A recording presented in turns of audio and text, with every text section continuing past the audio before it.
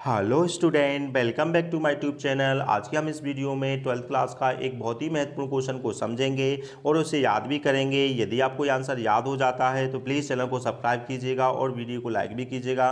चलिए तो time waste की वीडियो को स्टार्ट करते हैं। सबसे पहले हम क्वेश्चन समझ लेते हैं। क्वेश्चन में लिखा है डिड। डिड क्या है? एक हेल्पिंग वर्ब है। जैसा कि आप जानते हैं जो क्वेश्चन हेल्पिंग वर्ब से स्टार्ट होते हैं उनको हम इन्वर्टेड क्वेश्चन कहते हैं और इन्वर्टेड क्वेश्चन को जब हम ट्रांसलेट करते हैं तो क्या से अर्थ निकालते हैं। तो क्या अंबर टू इको कंसिडर मतलब मानते हैं समझते हैं, हिमसेल्फ मतलब खुद को, और क्या आ नॉवलिस्ट फर्स्ट मतलब उपन्यासकारक मानते हैं पहले, या फिर एकेडमिक स्कॉलर मतलब शैक्षणिक विद्वान मानते हैं। तो कहने का तात्पर्य उनके पास दोनों ही है, मतलब वो शैक्षणिक विद्वान भी है क्योंकि वो यूनिवर्सिटी के क्या थे, प्रोफेसर थे, इसलिए उनको शैक्षणिक विद्वान है वो, और नॉवलिस्टकार भी मतलब उपन्यास भी लिखे हैं। लेकिन इनसे पूछा गया है कि भाई पहले अपने आप को क्या मानते हैं, मतलब शैक्षणिक विद्वान मानते हैं अपने आप को या फिर उपन्यासकारक मानते हैं पहले।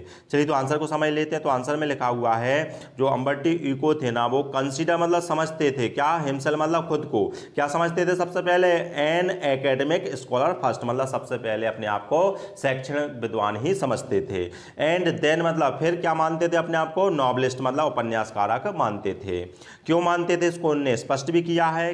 तो लिखा है ही सेज, वह कहते हैं, दैट मतलब कि ही कंसीडर मतलब वह समझते हैं किसको, हिमसेल्फ मतलब खुद को क्या समझते हैं, यूनिवर्सिटी प्रोफेसर मतलब वह यूनिवर्सिटी का प्रोफेसर ही समझते हैं क्योंकि इनकी जॉब जो लगी थी यूनिवर्सिटी में, प्रोफेसर थे भाई। तो वो कहना चाह रहे हैं कि जो प्रोफेसर था वो मतलब जिसने ही उसने ही क्या किए हैं, राइट्स मतलब लिखे हैं। और क्या लिखे हैं भाई, नॉवेल्स लिखे हैं। कब लिखे हैं? ऑन संडे को लिखे हैं क्योंकि वो संडे को छुट्टी रहती थी। तो इस प्रोफेसर साहब ने ही संडे को नॉवेल्स लिखे हुए हैं, इसलिए अपने आप को क्या मानते हैं, वो एकेडमिक स्कॉलर ही मानते हैं। एक बार फिर से देख लेते हैं क्या लिखा है। अपने आप को सबसे पहले वो क्या समझते हैं, एकेडमिक स्कॉलर समझते हैं। फिर अपने आप को क्या मानते हैं, नॉवलिस्टकार मानते हैं। इसको स्पष्ट भी किया तो लिखा ही सेज, वह कहते हैं, दैट मतलब कि ही कंसीडर वह समझते हैं, मतलब स्वयं को क्या समझते हैं, यूनिवर्सिटी का प्रोफेसर समझते हैं। और उस प्रोफेसर ने ही क्या किया है, राइट्स मतलब लिखे हैं। क्या लिखे हैं? नॉवेल्स लिखे हैं। कब लिखते थे वो?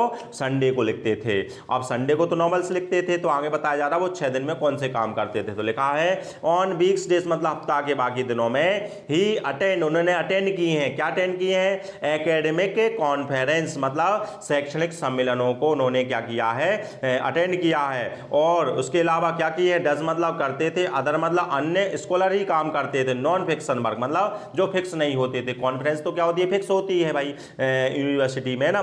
और इसके अलावा जो फिक्स नहीं होते थे कार, उनको भी वह करते थे। लास्ट में क्या लिखा है, ही अटेंड्स करते थे, एकेडमिक कॉन्फ्रेंस को अटेंड करते थे। और इसके अलावा डज मतलब करते थे, other scholarly non fiction work भी करते थे।